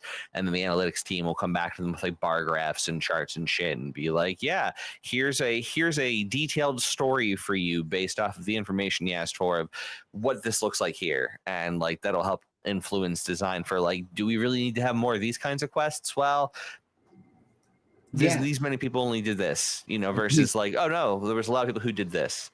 So like, yeah, they use data for all that kind of stuff. It's pretty cool. I mean, the fan base is very vocal about like what works and what doesn't work. Yeah, but but here's the thing: that's you not can't enough listen to the data. internet. It's loose. What people say on the internet and what data is collected. Like, here's the thing, right? With the internet and games and in entertainment, the people who are most vocal are usually going to be your most dissatisfied, and in a lot of cases, the people who are quiet are too busy having fun. Right. So just because you see a lot of people on the internet screaming for something doesn't mean the data is going to show that they're right. Because that could be the minority. I mean, all right. I mean, so- it does wind up happening in Destiny sometimes. I mean, I that's would in like imagine at this every point. game almost. But like, yeah, but like there's countless times when people will scream for something saying they want it and the data just doesn't prove it. Or you know, they get what they want and the data shows that they were right. Like, it can go either way. So what you're saying is, But- you think you want that? Huh? Really, you think you want that, but you really don't. You see, that is a bit of a different one because they didn't have data for that. There was no way to have data for that. That was all feels and gut instincts and people who weren't actually part of that community. But when it comes to actual, like, I don't know, it's hard to explain. When something is currently successful and there's a lot of people currently engaged with things, and you can point to numbers going, well, there's a lot of people who are screaming bad things about this, but the data shows that a lot of people really enjoy this. It becomes a balancing act of, is it worth it to cater to 100,000 or 200,000 voices on Twitter versus, you know, like if the number shows we've got 800,000 people who are incredibly satisfied, or we have like 1 million people who are incredibly satisfied with this experience over here. So I could see, like, for instance, I played Spider-Man 2, whatever, you know what I'm saying? I played and beat those games. Thank God. Anyway. I meant to keep that in my head. I'm sorry. The quiet part out loud. Anyway. So I played and beat those games. I am like one trophy away from platinuming Spider-Man 2. And like legitimately it would probably require me to start the game over again and just beat up on. I mean, I could also do it off a side mission, but it'd be faster to just start the game over again, even without New Game Plus, and just complete that. But the question that I have is, like, I see that it logs how many times I've used this ability and how many times I've defeated these enemies. Those are the same things that it uses for trophies. He's saying no. Oh, no, sorry. I clicked a link to something and I backed out immediately when I realized someone apparently lost their hand, and you can see it on Twitter. Have fun. Oh God! I did not watch it. I realized that was what I was about to see. I immediately hit pause. Like, no, I'm good. Because your face was like, In wrestling? I was horrified. No, that's why I was confused. I thought wrestling because it was from Cube's son, who Wednesday wrestling's on. I was like, oh, maybe this fucking sounds crazy. Was there a gimmick? No, Street Fight. What? I'm good. I have several thousand questions as to how that happens in a street fight. Weapons. Hey, like, I guess they fight with machetes. Goddamn. Yeah, I'm saying, are they I fighting? didn't quite sword? see what it was. I just knew enough that I was like, I don't want to say anymore. I'm good. I'm good. Was it two Highlanders? the fuck happened? There can only be one. And you know what? I'm not even listen. There are so many. were they pretending they were in Valhalla? Like, it was the Boondocks fucking. It's time for me to go to Valhalla. oh god, That man, he's fucking wasted. Shall be a glorious fight. so yeah, anyway, data tracking, etc., always online. I don't like, I can see your console transmitting data over to Yubi, I cannot see the purpose of requiring something to always be online. I think that certain points or certain bits of data, sure, could be very beneficial towards the developer, but the always online requirement feels like it's a bit much in a single player game.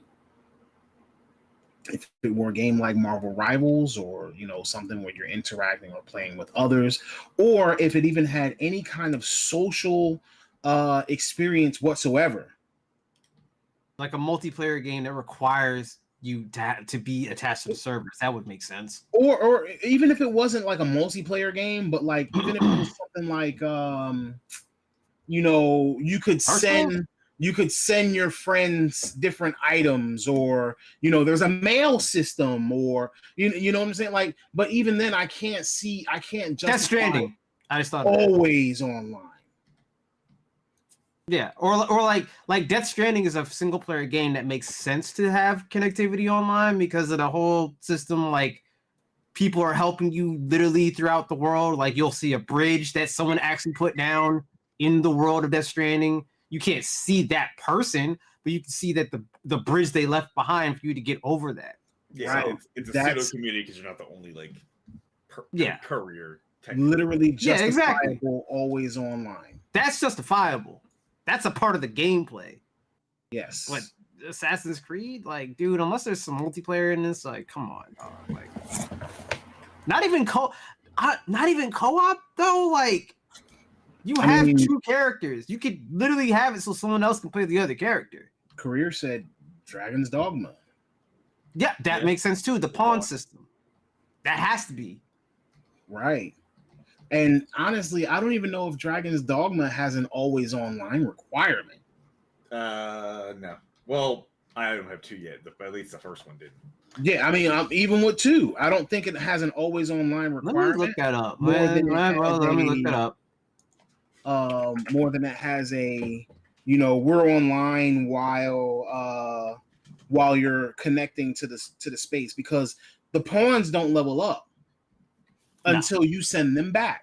And then when you receive them again is when whatever changes have been made are changed. Because pawns don't gain experience when they're on a mission with you. And no, Dragon's Dogma 2 is not always online. Okay. Somehow that's not always online. There's definitely justification if you can make a good gameplay mechanic out of it. Facts. All right, so I think the basic synopsis of tonight's conversation is that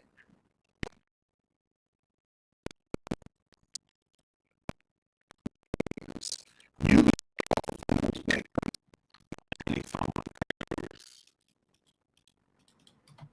although I hear that Netflix show is actually pretty good. The like a dragon, the Far Cry.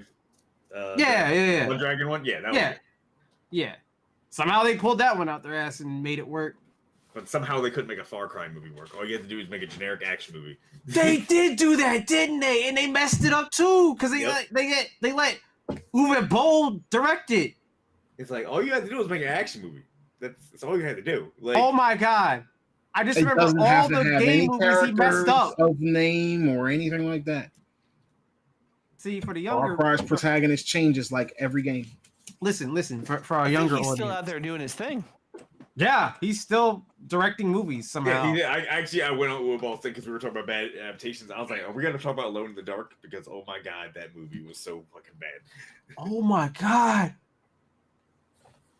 We completely just skipped over Uwe Boll and how bad his Blood Rain, Alone in the Dark. Did he do House of the Dead? Was that him? Yeah, he did. He did House of the Dead. Postal. I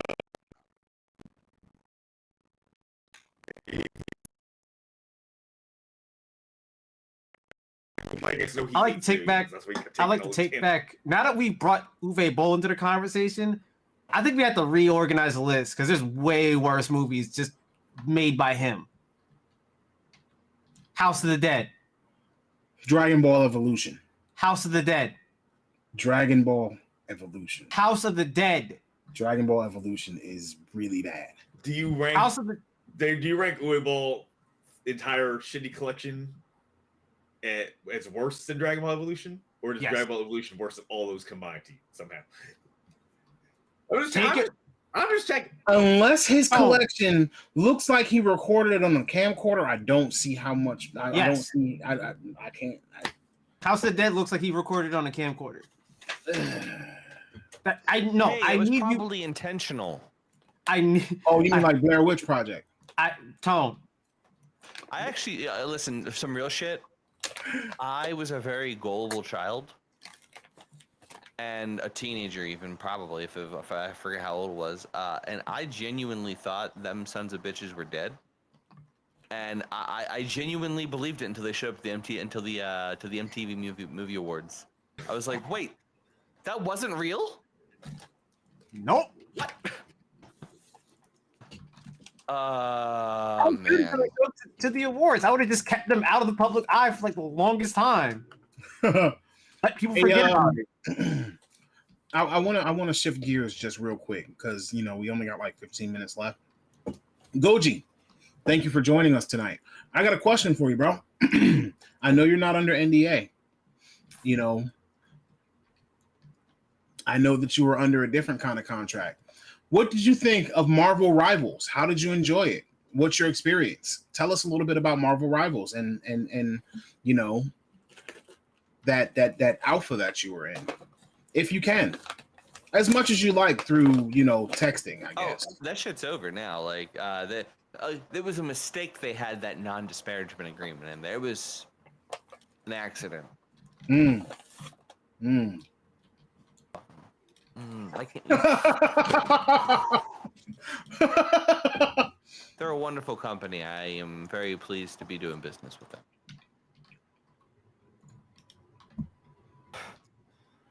Goji. I'm sorry. Here we go. Made me look up all the movies that Uwe Boll's directed. It's a lot. It's a lot of shit. It's Mhm. a lot of shit. A lot of shit. So he says Marvel Rivals is exactly what you think it is. It's Overwatch with Marvel characters. And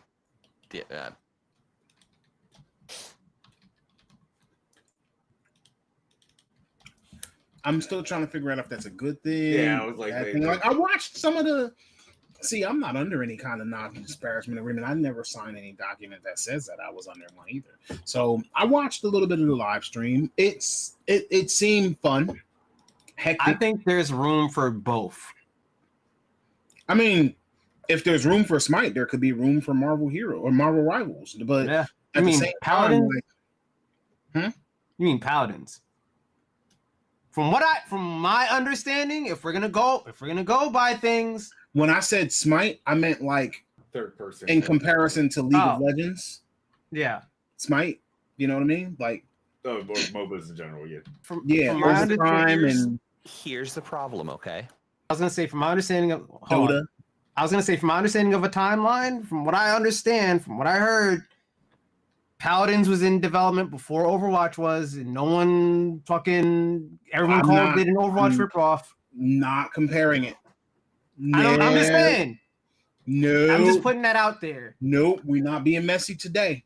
Not comparing it. I'm not being messy. I'm just saying that I mean, there's room for what- everything for a genre because What those I'm genres, saying is- There's not. those genres, I was But getting there. those genres- Sometimes there's not room for everything because look at all the rest of the league knockoffs that came and went.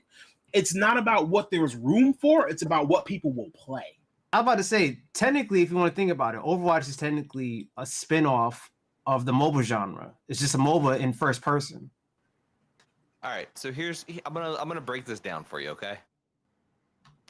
The game needs to not just be okay. It needs to be different enough to draw people away from something they've already invested time into. It has to be something that's going to be different enough to get people to want to invest money and time into.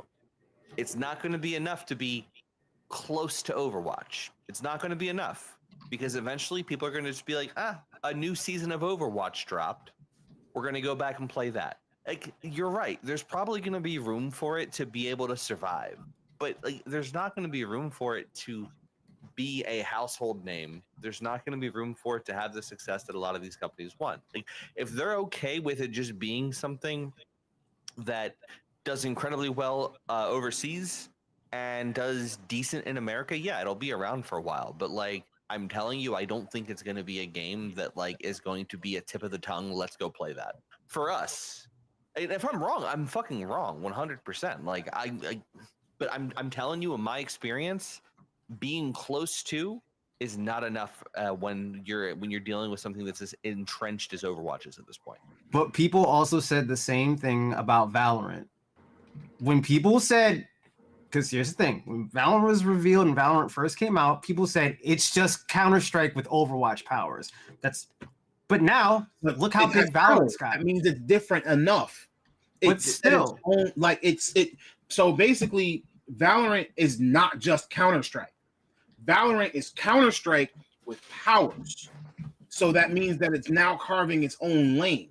Each person, each hero is individually different and has its own draw. So that's what keeps Valorant going. Now, when it comes to, something like Marvel Rivals, like like Goji said, he literally said, I feel like when the full game drops, there are more characters and it'll be a lot better. But now the characters are just mixed Overwatch characters. Yeah, like their kits are combinations of Overwatch characters.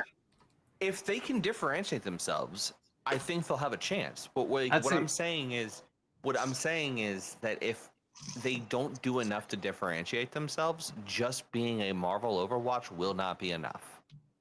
Right. Yeah. He said it's not a Battleborn situation. I think there are the grounds for that anyway, with like the team up abilities. That was something that was teased in Overwatch that we never got, sadly. I'm actually very disappointed about that. Yeah. The thing Goji about that is just because it has Marvel and Disney behind it. Like, go to their website and try and find anything you can about the development team. You can't find anything. Like you can't find who they're like. I haven't been able to. Maybe you can find them on YouTube or something. But like on their actual webpage, so when you go and try and find anything about the team, you can't find anything. I don't have confidence. Right? But do most people actually care about that? NetEase is just a publisher, but it's hard to find the actual like developer, the actual team working on this game. Well, I know I understand that like most people don't care about that necessarily, but like for me, I'm trying to look at who the hell is working on this thing, so I can gauge what my confidence level is they're going to be able to deliver. Because like right now, it looks like they're just, for lack of a better phrase, like it looks like they're kind of just stealing from Overwatch, right down to like their trailers. Like it looks like they're literally ripping from Overwatch right now. And that's not saying that they are. No, I'm not saying they are. I know. I'm making it clear that we're not saying that they are.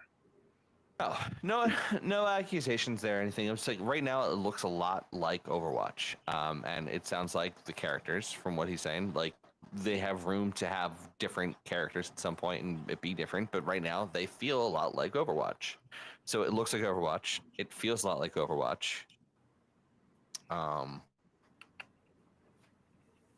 Yeah, so here's Goji saying the example he gives here is like, if you play Overwatch, you know the Pharah Mercy combo. And Rivals, there's a team up of Hela and Loki. Hela getting kill buffs, and Loki reviving him if he dies near her. That's pretty cool. That's a pretty nice little combo there. That's that's also the link up ability, right? Because there are there's different sets of link up abilities. How Rocket can go on Groot. It's like that, or the Loki combo. That's why he was saying that the pharmacy team, like Pharah and Mercy, and what they do when they link up, because Mercy pretty much links up. So like pharmacy, like that would be the equivalent.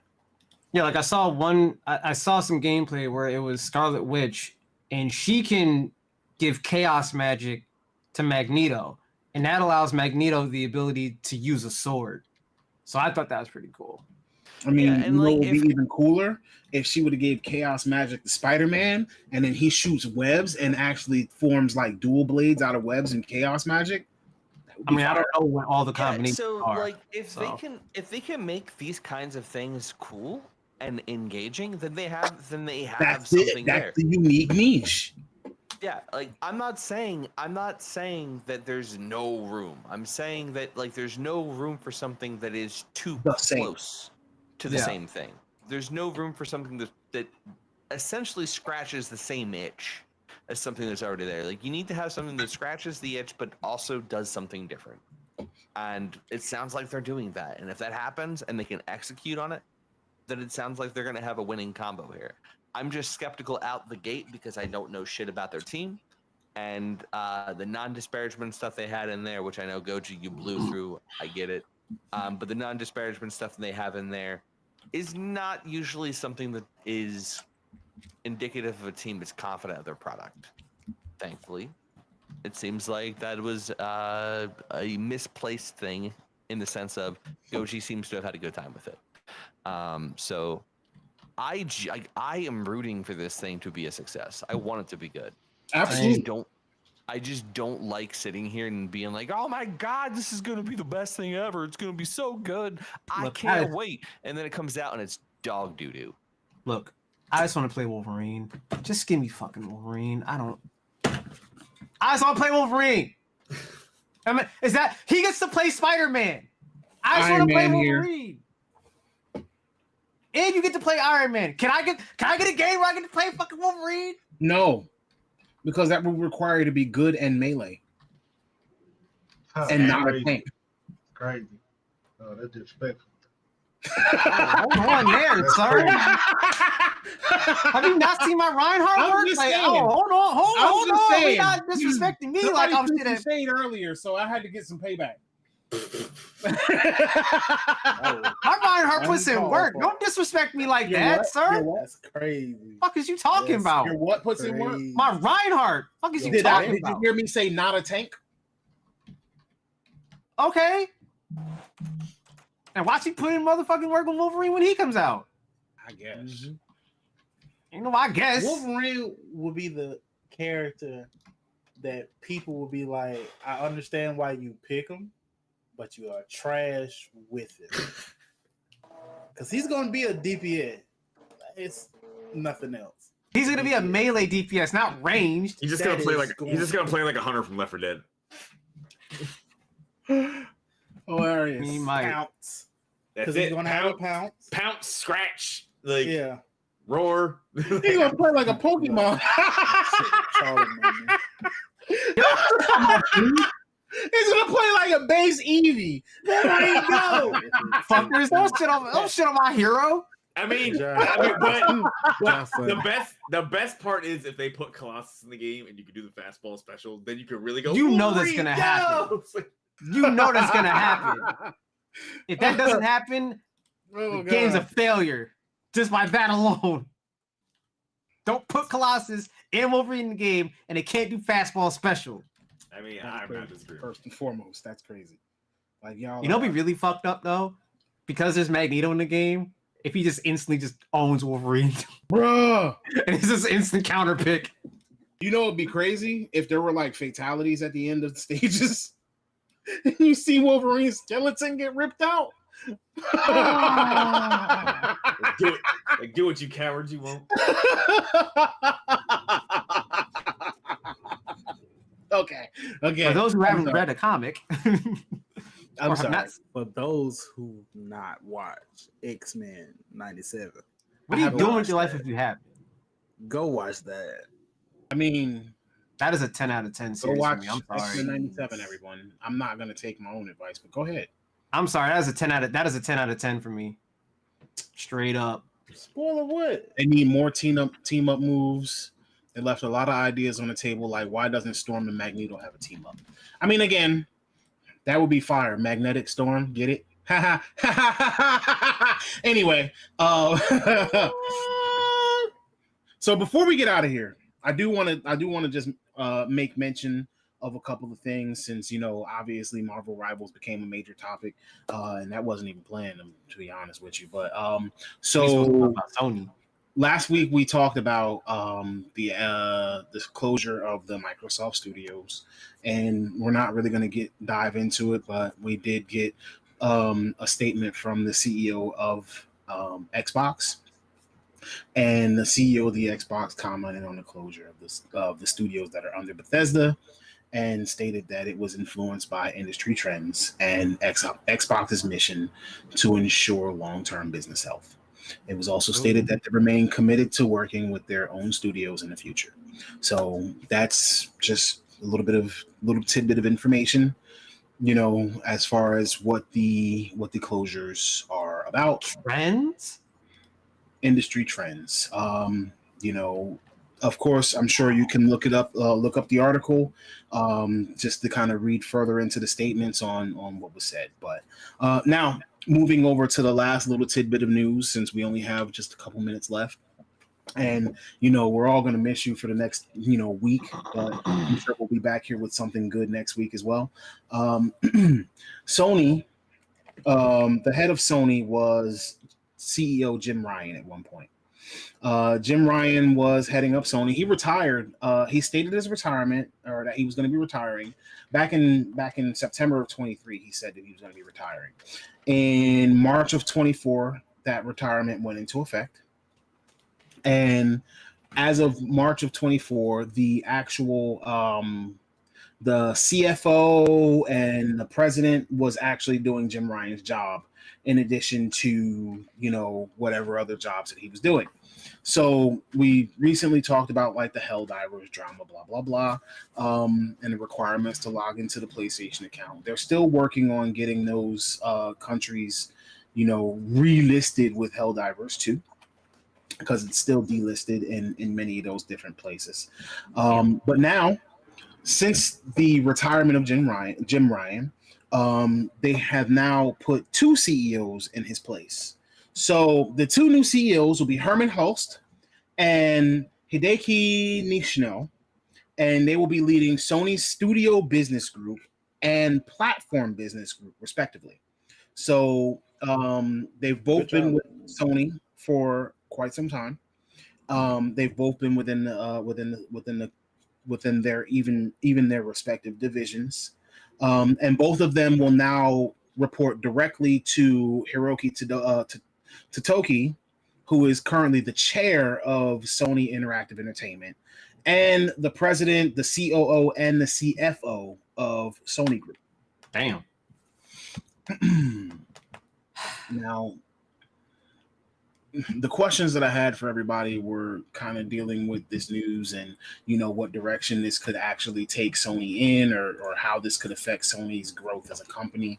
I mean, I'm sure we could speculate on that. We could even ask our audience to speculate on that over the course of the next week. Does anybody have anything immediately relevant that they want to put into Sony's new CEOs and business structuring? My hope is we see a more diverse range of games from them, particularly some IPs that have kind of just gone to the wayside, like maybe a new Legend of Dragoon. Well, even if we get that, it won't be for at least 5 or 6 years. I don't give a damn. From a change in leadership. I don't give a damn. Give me that. Like, I want to see them. I want to see them do some more things, like maybe get out their comfort zone a little bit. I feel like Sony's kind of buckled down into like a comfort zone, and they haven't experimented. They're complacent. They're not hungry because they don't. That's what I'm saying. I don't feel like they're not hungry anymore, and I don't want them to be complacent. I want more games out of them. I want different games. Like, don't get me wrong. I love narratively drawn games. They're pretty much the kings of that at this point. I think we can all pretty much admit that, right? Yeah. But I want kind of like the PlayStation 2, PlayStation 1 era of like, there was so many different things that they were putting out. We had RPGs. I think we've had a couple fighters from them too, right? From PlayStation Studio? PS1, PS2 era. I don't think so. I have an opinion that I don't know how accurate it is. I haven't, this is my gut feeling here. I feel like throughout most of history, a lot of the stuff that we remember for a lot of the consoles, be it a Nintendo or a PlayStation or a Sega, In a lot of cases, actually, Wasn't I that think great? Sega. No, not even that. Oh, okay. A lot of those things were platform exclusives from third-party companies. Yep, and that's what Sony has been Yeah. focusing on this year. Yeah, like if you really think back to like the golden era of games, a lot of that stuff is like a lot of the RPGs you got in Super Nintendo, that was all Square and like the other companies and Oh, yeah. Contra, that was Konami, Metal Gear, Tomb Konami, Raider, Tomb Raider, Square, Idol, Crystal Dynamics. Square. Eidos. Eidos/Crystal Dynamics, but yeah. Yeah. Yeah, you'd have strong first party stuff like not Blue Dragon, Legend of Dragoon, or you'd have strong first party stuff like Blue Dragon was first. Twisted Metal, God of War. God of War. Twisted Metal was first party. Yeah, that's what I'm saying. Like you'd have strong first parties my like bad. that. My bad. But like a lot of the best stuff was all like third party. Yeah. Sony's major thing was always working with third-party studios and getting the exclusivity contracts. That's always been one of their key things when it came to promoting games that were console exclusives. And even throughout, we mentioned before in 2024. Bring back SOCOM. Well, we talked about this with the Wii U. Mhm. I think that it's possible that we've gotten away from developers remembering what having a console was supposed to be about. Or I shouldn't say having a console. I think they forgot what the purpose of having first-party video games were. First-party video games aren't about making money necessarily. Like they are, but like first-party video games are supposed to be about showcasing what your platform Supposed to can be do. pulling all the power possible out of your console and showing why somebody should buy that over the competition. Well, not even just buy that. It's about showing developers why they should want to why they should want to develop for your console. Like I'm looking at it You from the wanna put consumer out- side. Sorry. yeah, well, no, from the consumer side, but I'm like from the developer side. Like you want strong first party games to inspire game developers to want to work with you and work on your console and to showcase like you need to be trying to kind of like set the bar in a way. It's one of the reasons why I felt like Nintendo dropped the ball with the Wii U and like not having a better lineup of games that made use of that controller, because like had Nintendo been the ones to lead the innovation charge with that and really showcased what the power of that can be, that's how you get your Kojimas and all that to be inspired, like, oh my god, look what this thing can do, and to want to actively partner with you and make games on that to make it so that more people want to buy your console. I'm not a huge fan of like console exclusives, but if you're gonna get them, you should probably be willing to pour your all into making the best games possible for your own console. If you can't make great games for your own console and you have like the first party advantage, then why are developers going to have confidence in you? But doesn't PlayStation do that already? Because They do. That's why I'm not. That isn't a critique. I'm just talking about like. Right. I'm just kind of talking a little bit because Mike got me on a tangent. But even still, Final Fantasy 16 is an amazing game, but you can't say that it outpaces everything that Sony's first party does, because you have Horizon Forbidden West and God of War. So it fits within that quality of games that they already put out themselves. Having a third party developer have a console exclusive for your stuff, it works. I feel like Nintendo's the only one that can kind of get away with the whole like first party only thing. It Nintendo seems to work in their favor all the time. Because if there's one thing Nintendo will do with their first party stuff, even if they never had third party stuff, they're always going to do something like more innovative than the last game, because they know people, they have that longevity of like the loyal fan base that other games that may not look super different, but they're going to go and play the new one. Everyone's going to play, every Zelda fan's going to play new Zelda, every Mario fan's going to play new Mario. Every Pokemon's gonna play new Pokemon. Every Mega Man They're person also- is going to play the new Mega Man. That's Capcom. Wow. They're also what the the only fuck is hardware wrong with- maker in- they're the only hardware maker in town that got their start as a game design studio of any Yeah. kind. Like That's Nintendo true, got yeah. started off as a trading card company. So like, and then Sega would be the other one who was around that is still around, but like Arcades, whatnot. arcades. Everything else is like Microsoft was, you know, in the software business and got into gaming. Sony was in the entertainment business, got into gaming. They did a fantastic job in the gaming sphere, but like Nintendo is like the only, and maybe this is the reason why they're so willing to be so different with like their consoles. But yeah, they're the ones who have like their DNA in the gaming industry. Although Sony's is like a weird way of getting in, because like they originally made the soundboards for the Super Nintendo, and then there was the whole collaboration Yeah. with them and Nintendo where they're making I mean, a Nintendo PlayStation, and then that thing fell apart. And they're like, Nintendo "All right, created their greatest rival. yo, dead ass. It's like Batman creating the Joker. Straight up. They Yeah. tossed Sony and them Ace Chemicals.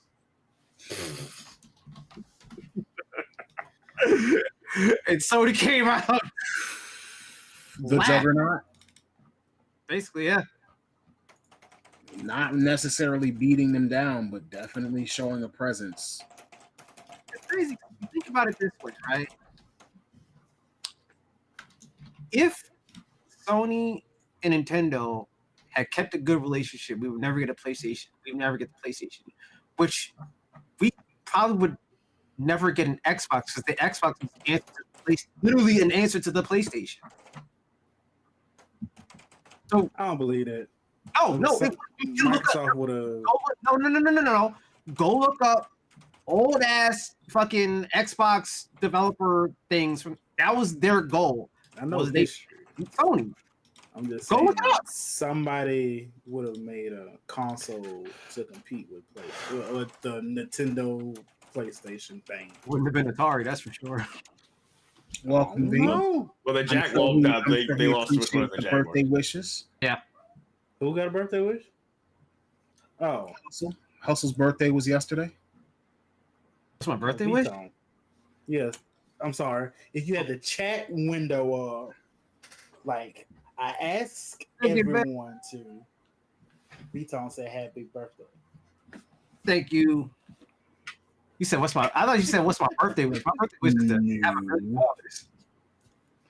I'm sorry, what you just say? Your My birthday wish was to what? $1 million. Mm.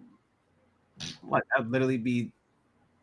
You wouldn't want that for your birthday? $1 million? Okay, all right. No, don't give me $1 million. Why not? Because if you give me $1 million and everybody knows that you gave me $1 million, everybody gonna try and borrow money. I don't want it. And the government's I gonna don't be want like, that. and the government's gonna be like, give me that. If you give me $1 million, I'm turning my phone off. I'm not using my cars. Like you're not gonna find me. Yo, Tone Like, said, people are going to think I died. People are gonna think I OD'd on some kind of drug or something. The way that I'm gonna disappear. Oh, I've said that if I wasn't allowed to. It's like I would be gone for like 6 months and I'm just, and I'm just come back like nothing happened. Like, hey, what's up, What Bill? is Like no traces. Hey, Easter. I'm only telling certain people if I won the lottery, and that's it. Nah, I'm disappearing. I mean, like- that has to be public knowledge once you win over a certain amount. So Oh no, depending on the state. Yeah, you get taxed on it, so it's reported. public knowledge. I'm changing my name after that.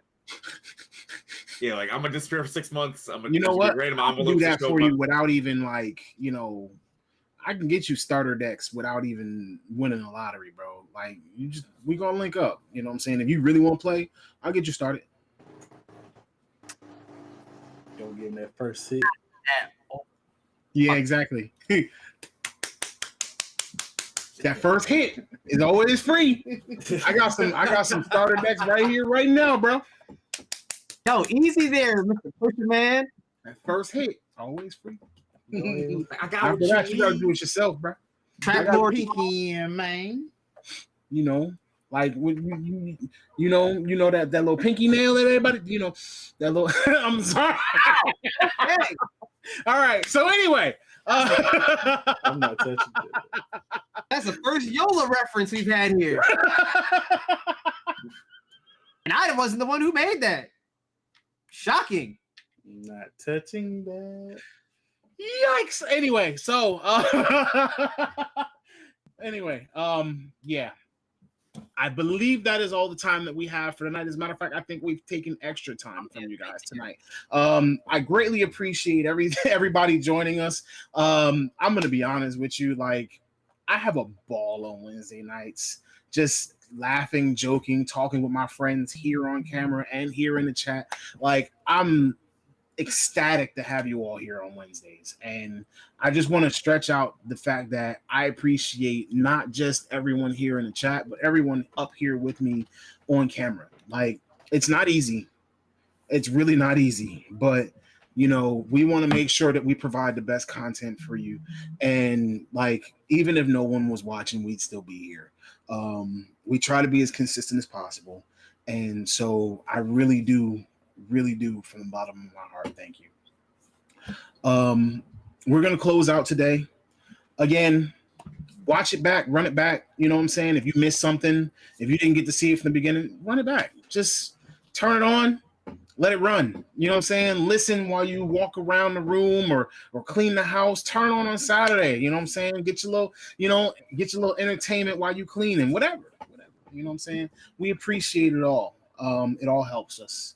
And we're trying our best to make sure that we get out quality content for you. So with that being said, I bid thee adieu. And remember that if there's anything that you are trying to do, any goals that you want to achieve, all you got to do is press the start button. Peace. Peace. Later. Yeah, Go on. Drizzy. 7. Really?